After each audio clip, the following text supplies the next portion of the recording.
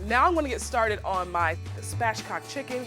To this food processor, I'm gonna add 1.5 sticks of salted butter, parsley, thyme, and some oregano.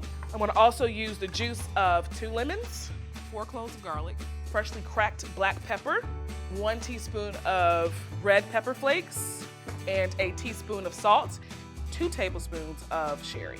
Give this a zap, and I'm just mixing it until it becomes very cohesive. This is great. So I have 2 whole roasters here. What I'm gonna do now is called spatchcocking. It's basically taking out the backbone and laying the chicken down flat. It cuts the cooking time nearly in half, and every piece of this chicken will be nice and crispy. Put that backbone to the side. You better keep that backbone, make some good stock. 2 hands, press down, the breast is flat. So now I'm sticking my fingers through the skin to create some pockets where I can put this glorious butter. All right, grab my butter and the juice that's in the bowl.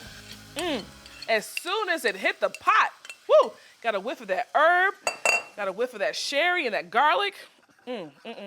All right, that's melted, and just brush it directly on top. Wow, look at that. You already see the seasoning in that. It is gonna be beautiful. I'm gonna cover it. I have the oven preheated to 450. I'm gonna bake it covered for 20 minutes and then uncover for 40 minutes.